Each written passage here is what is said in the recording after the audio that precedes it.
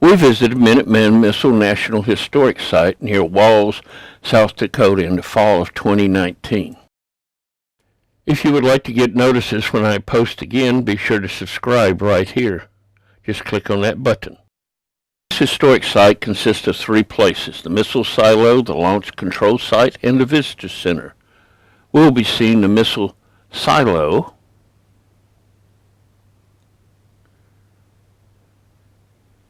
and also the visitor center.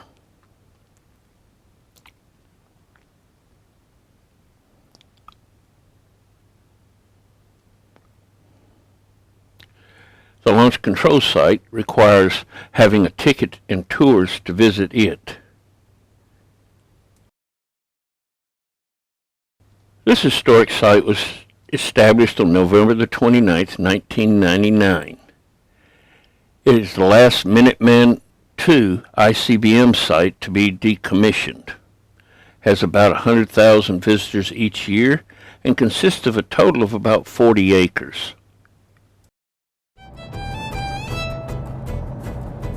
Just a little bit down the road, we get off the road and we head toward the Minute Man missile site called Delta 09. This is where one of the missile silos is that has scattered across the west. When they moved from liquid-propelled rockets for defense to solid-propelled that they could store in silos, they started building facilities.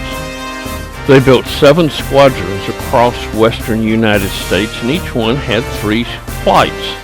Each flight had 10 missiles, each with a central control, making over 1,000 missiles.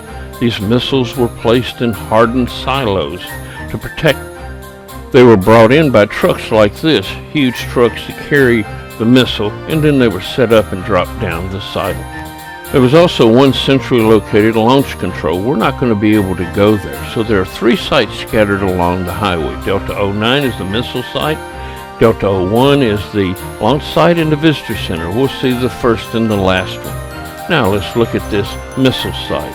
This is what it has underground, but we're going to only be able to look at the top part. As you'll be able to see from here, it's a relatively small area, only less than a ½ acre, but carries a tremendous punch with a nuclear missile. You can see from Deborah and how big the site is. We have a soft support building, a security system, and a hardened ultra-high frequency antenna to communicate with it. There's a personnel access to crawl down to work on the missile. And this is where the missile silo is. Currently it's covered by a glass cover, but that would not have been there during the Cold War. This back in the back is a blast door that would have been over it to keep it safe from attack. Looking down through the wet glass, we can see that there's a missile still there, but the nuclear material has been removed from it. And this is what it would have looked like if you'd opened the door at that time. And here's what it would have looked like if it had to be launched. As said, there were over 1,000 of these scattered across the United States. Now there are about 400 active ones. The rest have been decommissioned, like this one.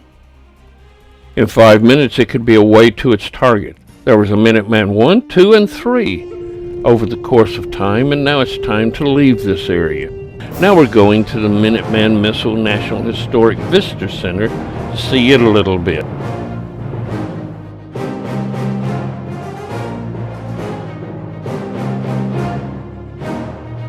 This is a history of the Cold War and how we were scared of nuclear attacks of various kinds. It shows us how the command centers worked and how the missiles built up over time. In the command centers, they had blast doors, and they had humor too. Worldwide delivery in 30 minutes or less, or your next one's free. Now if we go, this is the end of this video.